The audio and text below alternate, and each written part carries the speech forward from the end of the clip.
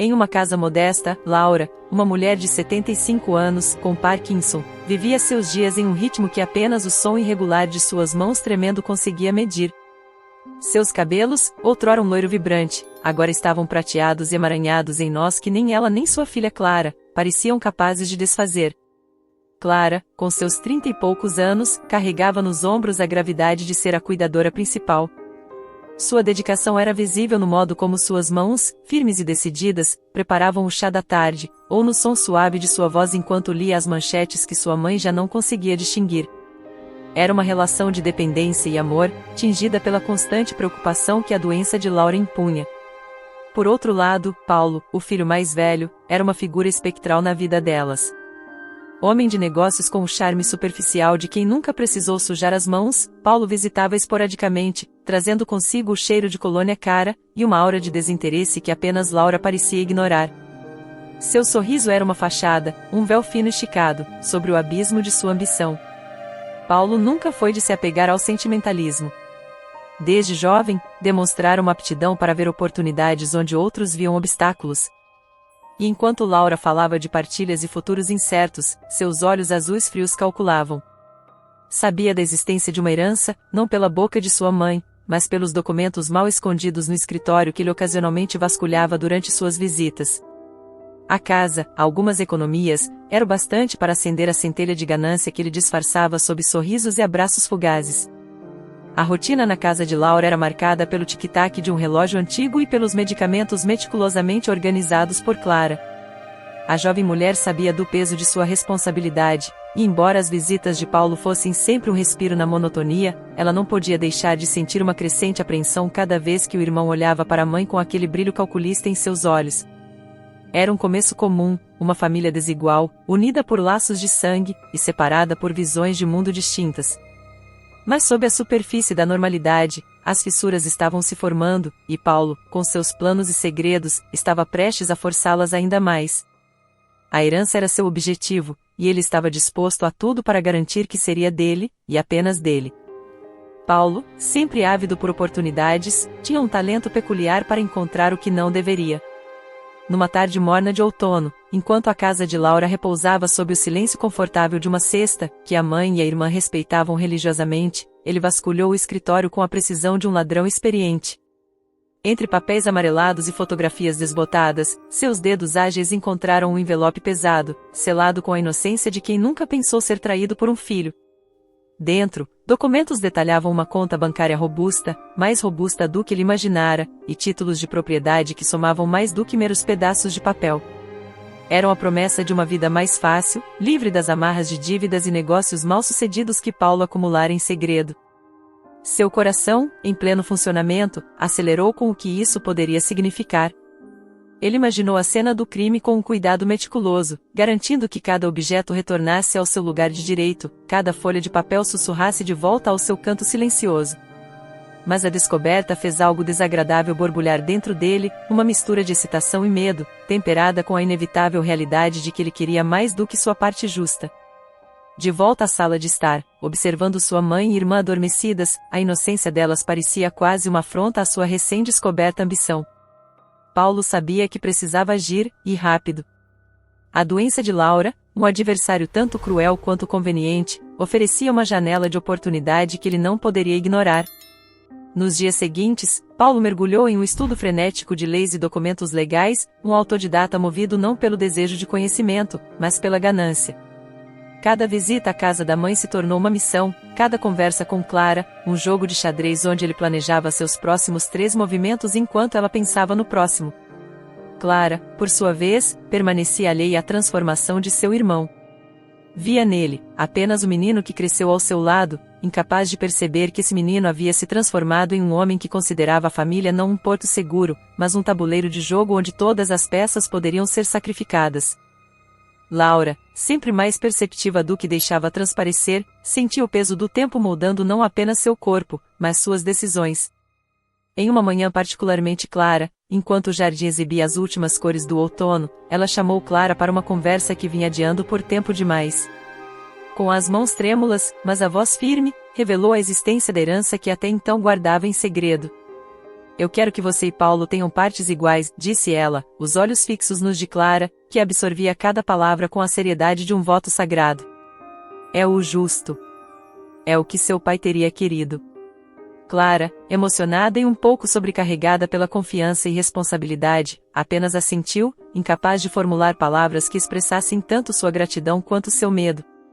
Ela conhecia os rumores que circulavam sobre os negócios falidos de Paulo, e parte dela temia o que essa revelação poderia desencadear. Paulo, informado mais tarde naquele dia por uma ligação que Laura insistiu em fazer, recebeu a notícia com um silêncio calculado. Claro, mãe. Como você quiser, ele respondeu, a voz destilando uma doçura que não chegava aos olhos. Desligou o telefone com uma promessa de visitar em breve, uma promessa carregada de intenções não ditas. Nos dias que se seguiram, Paulo agiu com uma agitação quase imperceptível. Visitou a mãe com mais frequência, trazendo presentes e sorrisos que custavam a alcançar seus olhos. Cada visita era uma oportunidade para sondar, para desviar conversas para o tema da herança, testando as águas, medindo a firmeza de Laura em sua decisão. Clara observava, cada vez mais desconfiada. Notava a mudança sutil nos modos de Paulo, a forma como suas perguntas pareciam casualmente orquestradas para extrair informações, para reassurar-se de seu domínio sobre a situação. Ela queria acreditar no irmão, na bondade que esperava que ainda residisse em algum lugar dentro dele, mas as dúvidas cresciam, alimentadas pelas sombras que ela via dançar nos olhos dele quando pensava que ninguém estava olhando. A decisão de Laura, tomada com a melhor das intenções, havia inadvertidamente colocado em movimento uma série de eventos que nenhum deles poderia prever. A herança, destinada a garantir o futuro de ambos os filhos, tornará-se agora um campo minado, com Paulo posicionado cuidadosamente em cada passo, pronto para explodir as fundações da família que Laura tanto lutou para manter unida. Na quietude de seu apartamento luxuoso, Paulo ruminava sobre a conversa com sua mãe. A notícia da divisão igualitária da herança era como uma pedra no seu sapato, incômoda e persistente. Sentado em sua poltrona de couro, o uísque na mão, refletia a luz fraca do abajur, seus pensamentos giravam em torno de estratégias e possibilidades. Não podia, não queria aceitar apenas a metade do que, em sua visão distorcida, ele merecia integralmente. A ganância atingia seus planos, e com cada gole do líquido, sua determinação se fortalecia. Paulo sabia que precisava agir, e a ideia de manipular documentos começou a tomar forma em sua mente maquiavélica. Afinal, se o mundo é dos espertos, ele seria o mais astuto de todos. No dia seguinte, Paulo visitou um velho conhecido, um advogado de moral duvidosa que já havia ajudado em outras escapadas menos legais. Em um café discreto, longe dos olhos curiosos, Paulo desenhou seu plano, falando em tons baixos mas urgentes. O advogado, acostumado com os labirintos sombrios da lei, apenas sorriu, seus olhos brilhando com a perspectiva de um desafio. E se sua mãe simplesmente decidisse transferir tudo para você? Imagine, documentos que mostram uma transferência voluntária de propriedade. Sua voz era um sussurro sedutor, carregado de promessas. Paulo ponderou a ideia, seu coração batendo em um ritmo de conquista. Seria simples. Uma visita à mãe, uma conversa carregada de emoções manipuladas, e a assinatura dela em um papel que selaria o destino da herança a seu favor. Clara, sempre tão focada no bem-estar da mãe, dificilmente perceberia os movimentos nos bastidores até que fosse tarde demais.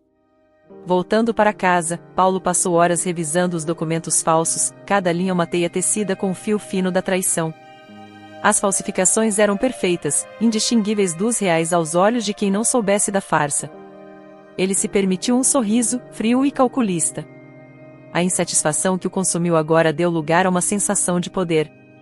Paulo estava pronto para colocar seu plano em ação, para puxar os fios que moveriam Laura e Clara como marionetes em seu teatro de ganância. O amanhecer ainda não havia quebrado quando Paulo começou a executar seu plano meticulosamente arquitetado. Sua casa, geralmente um local de descanso entre negociações e encontros sociais, transformou-se em um quartel-general para a orquestração de sua maior façanha. As cortinas estavam cerradas, o computador aberto com múltiplas abas de informação legal e falsificação documental piscando na tela. Ele tinha tudo planejado até o último detalhe. Os documentos estavam prontos, envelhecidos artificialmente para parecerem autênticos. A história que contaria à mãe estava polida, ensaiada diante do espelho várias vezes, cada gesto e pausa calculados para evocar emoção e urgência. Naquela manhã, vestido impecavelmente em um terno cinza que complementava a seriedade de seu propósito, Paulo dirigiu até a casa da mãe. Sentia uma mistura de adrenalina e uma ponta de culpa, que ele prontamente suprimiu. É por uma boa causa, ele se convenceu, repetindo o mantra que havia fabricado para justificar seus atos. Ao chegar, foi recebido por Clara, que o olhou com uma sombra de dúvida nos olhos. Paulo, sempre o mestre da manipulação, sorriu calorosamente, abraçando-a. Só quero o melhor para nós, principalmente para nossa mãe, disse ele, sua voz tingida de preocupação fabricada. Clara, embora hesitante, permitiu que ele se encontrasse com Laura. Sentado ao lado da cama onde Laura passava a maior parte de seus dias, Paulo começou a tecer sua rede de mentiras.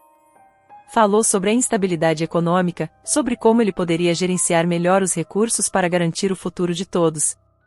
Mãe, sei que pode confiar em mim para cuidar de tudo. Só precisamos formalizar com sua assinatura, ele persuadiu, estendendo os documentos falsificados para ela. Laura, sua mente já nublada pela doença e pelas medicações, olhou para o filho, querendo acreditar nele. Seu coração estava pesado, as mãos tremiam não só pelo Parkinson, mas pela incerteza. Com um suspiro que carregava o peso de sua decisão, ela pegou a caneta. Paulo segurou sua mão gentilmente, guiando-a sobre o papel, cada movimento um prego no caixão de sua própria integridade. Após a visita, Paulo deixou a casa com uma cópia dos documentos assinados escondida em sua pasta. Enquanto dirigia de volta para a cidade, seu coração batia com o ritmo de um homem que havia cruzado a linha, totalmente ciente de que não havia retorno. Mas no fundo, a semente da dúvida começava a brotar, regada pela imagem da mãe, tão frágil, confiando nele cegamente. Ainda reverberando com o eco de suas próprias ações, Paulo tentou silenciar a dissonância moral que começava a se agitar dentro dele. Aproveitando a vulnerabilidade de Laura, ele aprofundou sua tática de manipulação, visitando-a com frequência sob o pretexto de cuidado e preocupação, enquanto sutilmente solidificava sua posição como o administrador de seus recursos. Em uma dessas visitas, ele trouxe consigo um conjunto de brochuras coloridas de casas de repouso, disfarçando sua verdadeira intenção sob camadas de preocupação filial. Mãe, apenas pense nisso como uma opção, por segurança, ele sugeriu, sua voz revestida de doçura calculada. Laura, confusa e cada vez mais dependente do filho para interpretar a realidade ao seu redor, folheou as brochuras com mãos trêmulas, cada página virada a uma pequena traição. Paulo observava, a satisfação fria brilhando em seus olhos enquanto percebia a confiança de Laura nele crescendo, sua mente doente cada vez mais moldada por suas mentiras. Ele manipulava as conversas para reforçar sua narrativa, pintando-se como o salvador da família, o único capaz de proteger o legado que sua mãe tanto valorizava. Por outro lado, Clara, cada vez mais isolada pelo irmão em suas visitas, começou a notar mudanças preocupantes na mãe. Laura estava mais apática, suas respostas a perguntas sobre finanças e vontades futuras tornaram-se vagas e desconexas. Clara observava, com crescente alarme, a deterioração não apenas física, mas emocional e cognitiva de sua mãe. Em um raro momento a sós com Laura, Clara tentou sondar sua mente. Mãe, você está feliz com como as coisas estão sendo gerenciadas? Perguntou ela, tentando manter a voz neutra. Laura, com um olhar distante, murmurou algo sobre Paulo estar fazendo o melhor para todos. Foi então que Clara percebeu a profundidade da influência de Paulo. Ele não apenas manipulava os documentos, mas também a própria percepção de sua mãe sobre a realidade. Esta realização acendeu uma fagulha de determinação em Clara. Ela sabia que não podia mais se dar ao luxo de ser a observadora passiva. Era hora de agir, de proteger sua mãe de um inimigo que vestia a pele de um protetor. Clara começou, discretamente, a reunir informações, conversar com amigos da família e procurar por advogados especializados em fraude e abuso de idosos. A manipulação de Paulo havia transformado a casa que uma vez foi cheia de amor e confiança em um campo de batalha silencioso, onde cada palavra e cada gesto poderiam ser armas disfarçadas. Clara estava pronta para lutar, não apenas pela herança, mas pela alma de sua mãe, agora perdida nas teias de engano tecidas pelo próprio filho.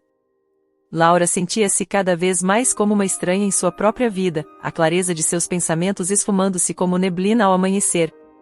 Os dias eram uma sucessão de momentos nebulosos, onde as figuras de Paulo e Clara alternadamente entravam e saíam de foco. Clara, com sua presença constante e preocupada, parecia uma âncora, mas mesmo essa sensação de segurança estava começando a escorregar por entre os dedos trêmulos de Laura. Em um dia particularmente sombrio, onde as nuvens pareciam pressionar contra as janelas com um peso quase palpável, Laura encontrou-se novamente diante de Paulo. Ele tinha trazido mais papéis, documentos que lhe disse serem necessários para assegurar tudo para o futuro. Sua voz era suave, quase hipnótica, e Laura, exausta pela constante luta contra sua própria mente, assinou onde lhe indicou, sua assinatura um eco trêmulo de seu antigo eu firme. Após a partida de Paulo, a dúvida começou a corroer as margens de sua consciência. Sentada em seu jardim, onde as flores de outono ainda lutavam para exibir suas cores contra o cinza do céu, Laura tentou reunir os fragmentos de sua memória. Por que Clara parece tão preocupada? Ela se perguntava. E por que Paulo está sempre tão ansioso com esses papéis? As perguntas giravam em sua cabeça, mas as respostas pareciam escorregar por entre as lacunas deixadas pelo avanço de sua doença. Em momentos de maior lucidez, ela sentia o medo visceral de estar cometendo um erro, uma traição não apenas contra si mesma, mas contra a filha que tanto se esforçava para protegê-la. Clara, observando a mãe de longe, percebia a luta interna que se desenrolava. Em uma tarde, ela se aproximou, sentando-se ao lado de Laura no banco do jardim. "Mãe, você se lembra de quando me ensinou a plantar rosas?" Clara perguntou, tentando trazer à tona memórias mais felizes. Laura sorriu, um vislumbre de reconhecimento iluminando seu rosto. "Sim, minha querida, as rosas, como poderia esquecer?" Aproveitando esse momento de clareza, Clara tentou delicadamente sondar sobre os documentos e as decisões que Paulo estava tomando. "Mãe, você está certa sobre todas essas mudanças? Sobre o que Paulo está fazendo?" Laura olhou para a filha, seu rosto contorcido em esforço para compreender. Eu não sei, Clara. Eu só quero fazer o que é melhor para vocês dois." Esse diálogo reforçou a resolução de Clara. Era claro que sua mãe estava sendo manipulada, perdida nas brumas de sua própria mente e nas sombras das intenções de Paulo. Clara sabia que as próximas ações que tomasse deveriam ser calculadas e firmes, destinadas a cortar as amarras das manipulações de Paulo antes que fosse tarde demais. Clara se tornava cada vez mais uma sentinela em sua própria casa, seus olhos e ouvidos constantemente alertas a qualquer indício de que Paulo estivesse avançando em seu plano sinistro. As visitas de Paulo, antes esparsas e desinteressadas, haviam se tornado frequentes e calculadas, cada uma marcada por uma pressa inexplicável em resolver assuntos pendentes em que apenas ele parecia entender completamente. Numa tarde cinzenta de novembro, enquanto Paulo estava na sala com Laura, discutindo outra rodada de documentos, Clara ficou à escuta. Através da porta entreaberta, ela captava fragmentos de conversa, pedaços de frases que se encaixavam nas peças de um quebra-cabeça cada vez mais ominoso. "Mãe, é apenas uma formalidade, você sabe como essas coisas são importantes", dizia Paulo, sua voz um manto de falsa tranquilidade. O coração de Clara batia pesado contra seu peito. Ela se lembrava das noites em que acordava sobressaltada, temendo que o irmão pudesse realmente ir tão longe a ponto de desfazer a integridade de sua família por ganância. Após Paulo partir, ela se aproximou de Laura, que parecia particularmente abatida, um véu de confusão cobrindo seus olhos usualmente vivos. "Como você está se sentindo, mãe?" perguntou Clara, sua voz tingida de preocupação. Laura balançou a cabeça, uma sombra de hesitação passando por seu rosto. "Eu não sei, Clara. Paulo parece tão convencido de que tudo isso é necessário. Mas algo dentro de mim, algo me diz que não está certo." Aquelas palavras foram um catalisador para Clara. Era a confirmação que precisava, diretamente dos lábios de sua mãe. Sem perder mais tempo, ela decidiu agir. No dia seguinte, enquanto Paulo estava no trabalho, Clara iniciou sua própria investigação. Vasculhou os papéis no escritório de sua mãe, procurando qualquer coisa que pudesse ser suspeita ou fora do comum. Entre os documentos legais e papéis financeiros, Clara encontrou uma pasta marcada com um post-it em amarelo que dizia: "Revisar urgentemente." Dentro, documentos com a assinatura de Laura, claramente falsificada. As linhas tremidas não correspondiam ao modo como sua mãe assinava, mesmo com o tremor causado pelo Parkinson. Armada com essa prova, Clara sabia que precisava de mais do que apenas suas suspeitas. Ela contatou um advogado especializado em fraude, explicando a situação e marcando um encontro. Sabia que enfrentaria Paulo não apenas como irmã, mas como uma adversária disposta a proteger sua mãe a todo custo. O ar estava carregado de tensão quando Clara confrontou Paulo na sala de estar, onde tantas das discussões sobre a herança haviam ocorrido. Com os documentos falsificados em mãos, ela enfrentou o irmão, cujo rosto passou da surpresa inicial para uma máscara de calma calculada. O que significa isso, Paulo? Clara exigiu, agitando os papéis diante dele. Estas assinaturas não são da mãe. Você está falsificando documentos para tomar controle da herança? Paulo, cujo semblante normalmente impenetrável vacilou por um instante, rapidamente se recompôs. Clara, você está sendo paranoica. Mãe está confusa, e estou apenas tentando ajudar a organizar as coisas para o bem de todos nós, ele respondeu, sua voz um estudo de paciência forçada. Clara não estava convencida. Não insulte minha inteligência, Paulo. Eu sei o que você está fazendo. E não vou permitir que você explore a nossa mãe desta maneira. A discussão escalou rapidamente, as vozes de ambos elevando-se em volume e intensidade. Laura, ouvindo a disputa do seu quarto, sentiu uma mistura de medo e claridade. As palavras de Clara ressoaram com a verdade que ela, em seus momentos de lucidez, suspeitava, mas temia enfrentar. Paulo tentou desviar, alegando que Clara estava tentando criar um conflito onde não havia nenhum.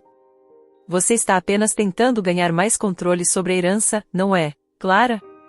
Sempre querendo mais do que sua parte justa, ele acusou, tentando inverter a situação. Mas Clara, fortalecida pela justiça de sua causa, não se deixou abalar. Eu não me importo com o dinheiro, Paulo. Eu me importo com a nossa mãe, algo que você parece ter esquecido. Enquanto os irmãos discutiam, Clara percebeu que argumentos não seriam suficientes para dissuadir Paulo de seu curso destrutivo.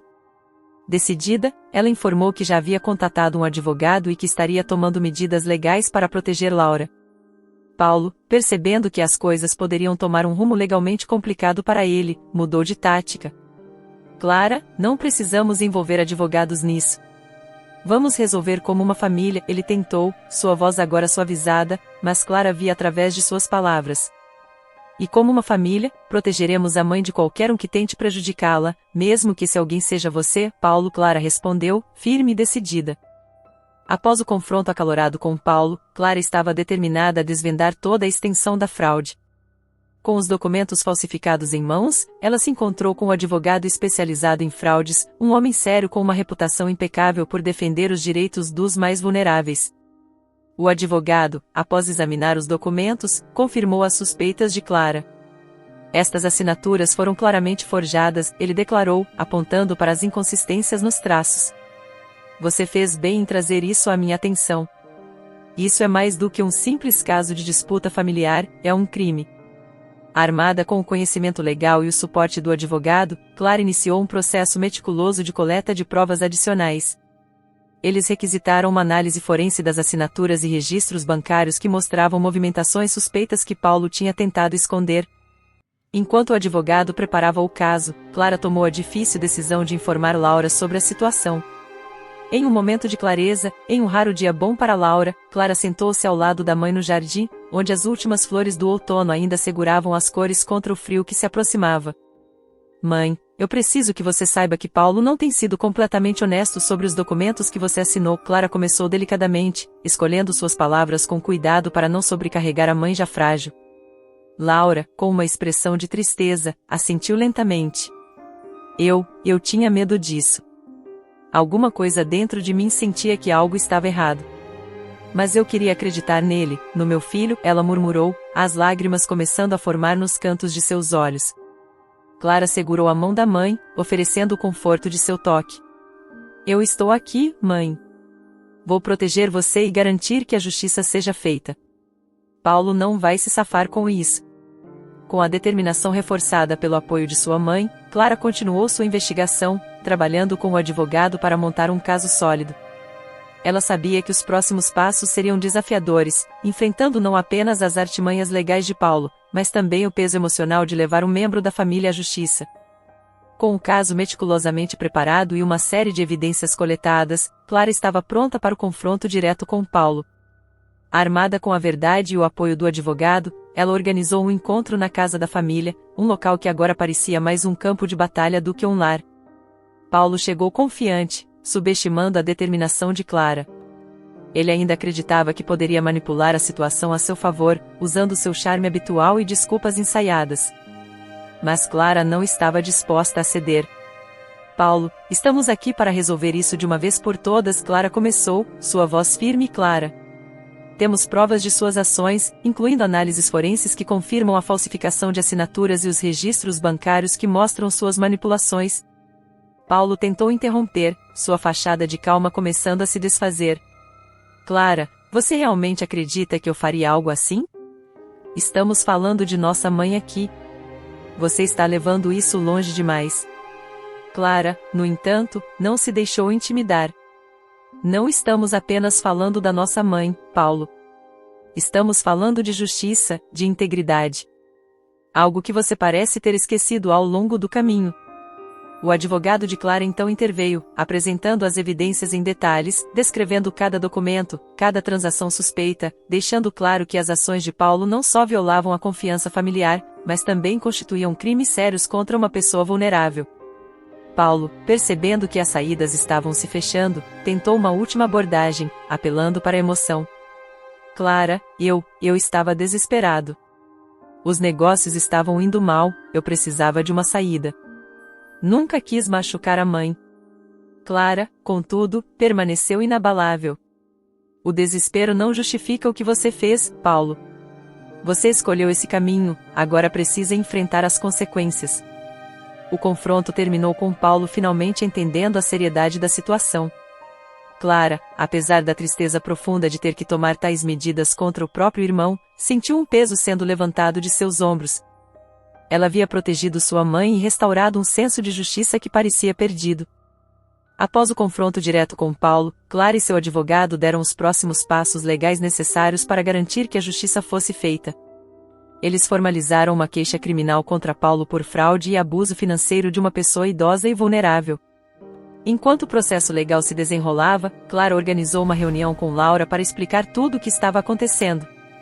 Sentadas juntas no jardim, onde as memórias mais felizes de ambas tinham florescido, Clara falou sobre os procedimentos legais de uma maneira que Laura pudesse entender, apesar de sua condição. Mãe, quero que saiba que tudo o que estou fazendo é para proteger você e seu futuro, Clara explicou suavemente. Paulo fez algumas escolhas muito ruins, e não podemos deixar isso passar sem consequências. Laura, com lágrimas nos olhos, assentiu. Eu sei, querida. Eu confio em você. Sempre soube que poderia contar com você para fazer o que é certo. Com o suporte de Laura, Clara sentiu-se mais fortalecida para enfrentar os desafios legais que viriam. O advogado estava confiante no caso, dada a quantidade de evidências que haviam reunido, e preparou Clara para o possível julgamento que enfrentariam. Nos meses seguintes, enquanto aguardavam a data do julgamento, Clara tomou medidas para reorganizar as finanças da mãe, garantindo que todas as contas e investimentos fossem seguros e transparentes. Ela também procurou apoio de grupos para cuidadores de pessoas com doenças neurodegenerativas, encontrando conforto e conselhos em uma comunidade que entendia sua luta. A fase de preparação legal reforçou o vínculo entre Clara e Laura, transformando um período de grande estresse em uma oportunidade para fortalecer sua relação. Clara não só estava lutando por justiça no tribunal, mas também estava reconstruindo a confiança de sua mãe em seu ambiente imediato. Quando o dia do julgamento chegou, Clara e seu advogado apresentaram um caso sólido contra Paulo. O tribunal estava repleto de tensão enquanto o advogado desenrolava a sequência de eventos, apoiado por uma vasta gama de provas, desde análises forenses das assinaturas até depoimentos de especialistas em fraudes financeiras. Paulo, por sua vez, parecia encolhido, a realidade de suas ações finalmente o alcançando enquanto enfrentava o olhar penetrante do juiz. Sua defesa tentou minar as evidências, alegando confusão e má interpretação das intenções de Paulo, mas as provas eram irrefutáveis. Clara, chamada a depor, falou com calma mas com uma firmeza que ressoava pela sala. Ela detalhou cada passo da manipulação de Paulo, desde a descoberta das falsificações até as tentativas dele de encobrir suas trilhas. Sua narrativa foi reforçada por registros bancários e comunicações eletrônicas que pintavam um retrato claro da ganância e desespero de Paulo. O ponto alto do julgamento foi quando o perito em grafologia testemunhou, explicando como as assinaturas em diversos documentos não correspondiam ao padrão habitual de Laura, evidenciando a falsificação. As imagens das assinaturas foram exibidas em tela grande, mostrando claramente as discrepâncias. Paulo tentou manter uma fachada de inocência, mas as provas falavam mais alto.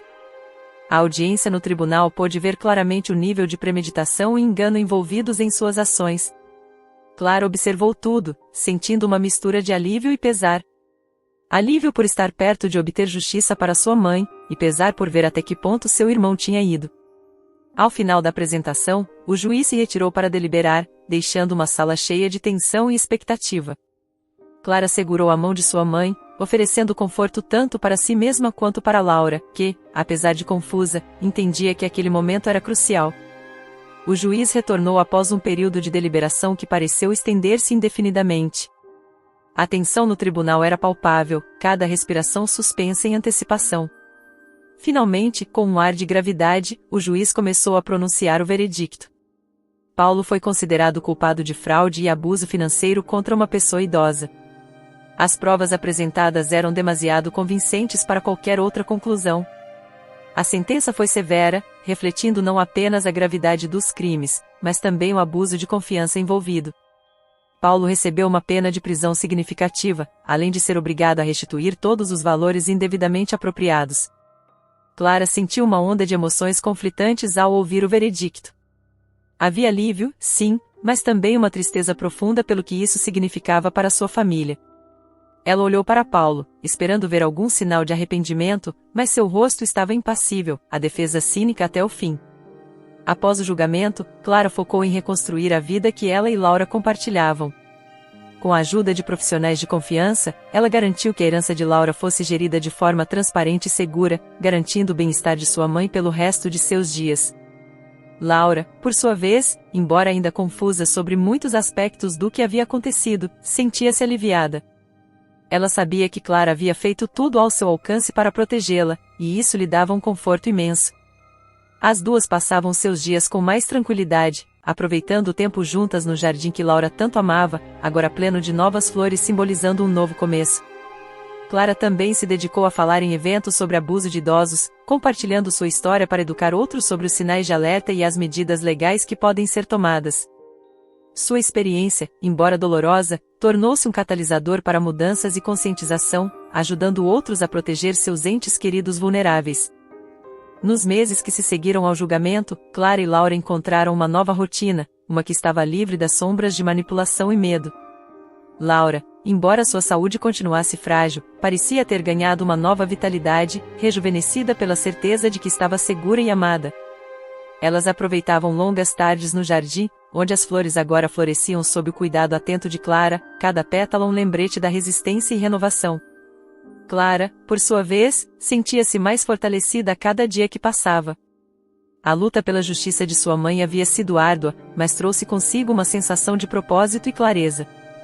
Ela tinha se transformado, de filha preocupada a defensora feroz, uma mudança que ressoava profundamente dentro dela. A comunidade que havia se formado ao seu redor, de outros cuidadores e defensores, era uma fonte constante de apoio e inspiração. O jardim, um espaço que sempre havia sido especial para Laura e Clara, tornou-se um símbolo de sua jornada. Elas plantaram uma nova área dedicada às flores favoritas de Laura, um lugar de reflexão e memória. Essas sessões de jardinagem eram quase terapêuticas, repletas de conversas sobre o passado, risadas compartilhadas e planejamentos para o futuro. Em um dia particularmente sereno, com o sol se pondo e pintando o céu de cores quentes, Clara sentou ao lado de Laura, segurando sua mão enrugada com carinho. "Mãe, olha como o jardim está lindo", disse Clara, um sorriso suave em seus lábios. Laura olhou em volta, seus olhos brilhando com um misto de alegria e melancolia. "Você fez tudo isso, minha querida. Você fez tudo ficar bem de novo", ela respondeu, sua voz embargada pela emoção. Nesse momento, Clara sentiu uma paz profunda, uma confirmação de que todas as suas ações, cada decisão difícil, haviam valido a pena. Ela sabia que o caminho à frente ainda traria seus desafios, mas também sabia que tinha força para enfrentá-los. A história de Clara e Laura fecha com uma nota de esperança e renovação, um lembrete de que, mesmo nas circunstâncias mais sombrias, a persistência e o amor podem trazer luz e novos começos.